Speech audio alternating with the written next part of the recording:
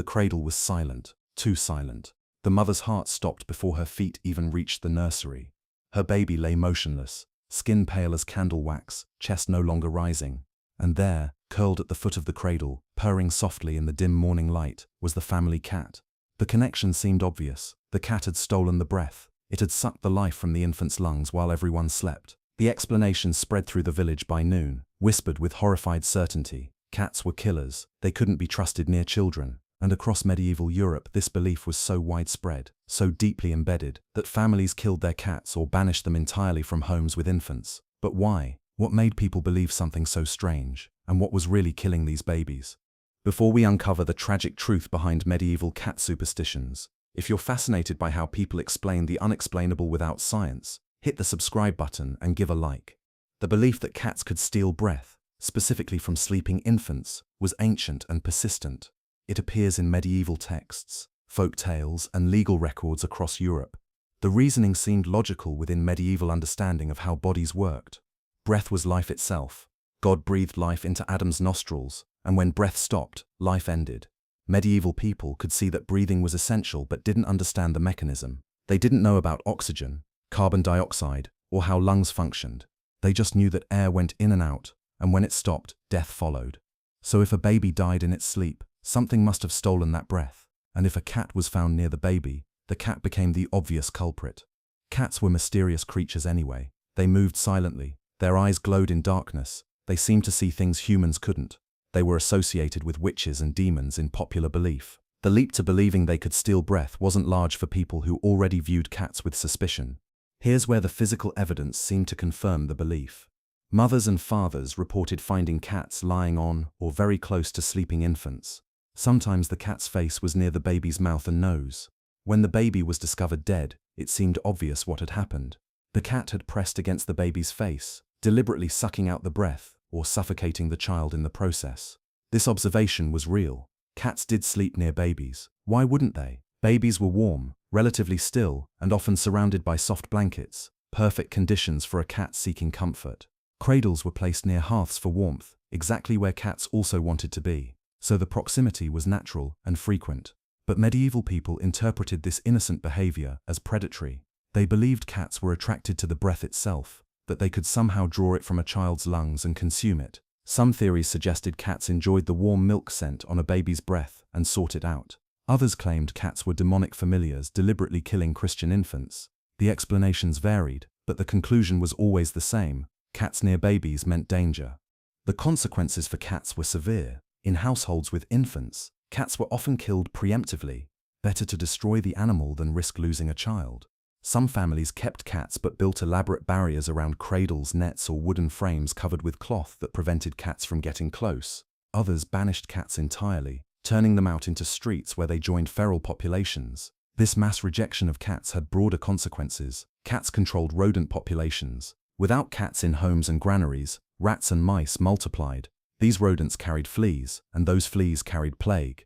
The Black Death, which devastated Europe in the 14th century, spread more easily in areas where cat populations had been decimated.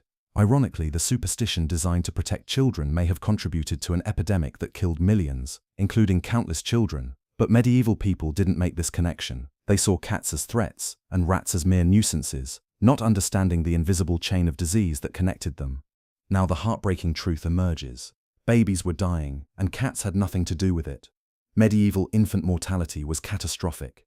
Estimates suggest that 30 to 50% of children died before their 5th birthday, with the highest deaths occurring in the first year. The causes were many: infections, malnutrition, congenital defects, accidents, and most relevantly, what we now call sudden infant death syndrome, or SIDS. SIDS is the unexplained death of an apparently healthy infant, usually during sleep. Modern medicine still doesn't fully understand it, though risk factors include sleeping position, overheating, soft bedding, and premature birth.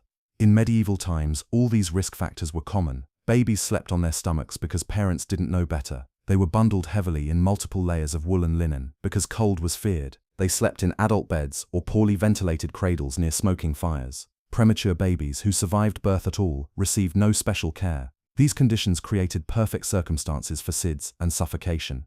When a baby died this way, the death was sudden, unexplained, and devastating. Parents needed a reason, something to blame, something that made the senseless tragedy make sense. The cat provided that reason. The psychology of grief explains why this belief persisted, despite being false. When a parent found their baby dead with no apparent cause, the guilt was crushing. Had they failed somehow? Had they not watched carefully enough? The presence of a cat offered an external explanation that lifted some of that guilt. It wasn't their fault, it was the cat's fault. This shifted blame away from the parents and onto an animal that could be killed, punished, removed. The community reinforced this interpretation because it was more comfortable than admitting that sometimes babies just died for no reason anyone could prevent. If cats were the problem, there was a solution: keep cats away. If the real answer was that medieval living conditions, medical ignorance, and random tragedy were killing babies, then there was no solution, just helpless grief. So the cat explanation survived because it was psychologically easier, even though it was completely wrong. Don't overlook this critical detail. Some babies did suffocate, though not in the way people believed. Co-sleeping, where infants slept in adult beds, was standard practice. Separate cradles existed but were luxuries many families couldn't afford. Parents, exhausted from labor and disturbed sleep, sometimes rolled onto infants during the night, smothering them accidentally. This overlaying was recognized as a cause of infant death, and the church condemned it, threatening mothers with penance and social shame if suspected.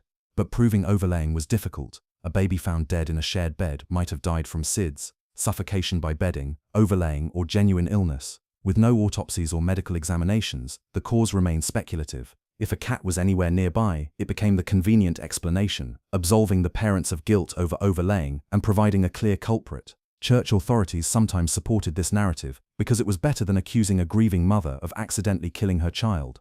The church's official position on cats was complex and contradictory. Christian theology didn't explicitly condemn cats, but popular religious culture associated them with heresy, witchcraft, and the devil. Black cats especially were viewed with suspicion. Some medieval bestiaries, books describing animals and their symbolic meanings, portrayed cats as treacherous and untrustworthy, contrasting them with dogs who represented loyalty. Witches were said to have cats as familiars, demonic spirits in animal form. During witch trials, ownership of a cat, particularly if the accused spoke to it or treated it affectionately, could be presented as evidence of diabolical pacts.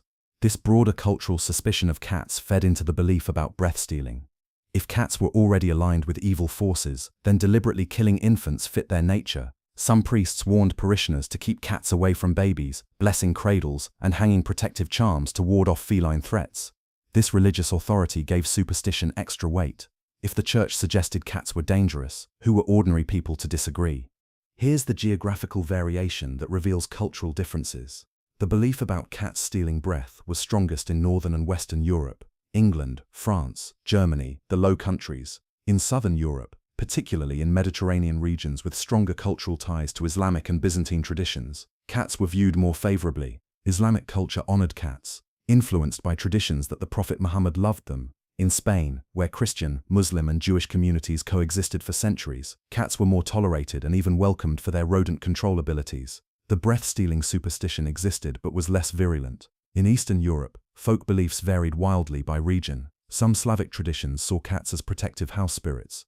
Others viewed them with the same suspicion as Western Europeans. This geographic variation shows that the superstition wasn't universal or inevitable, but culturally constructed, passed down through specific communities and reinforced by local experiences of infant death.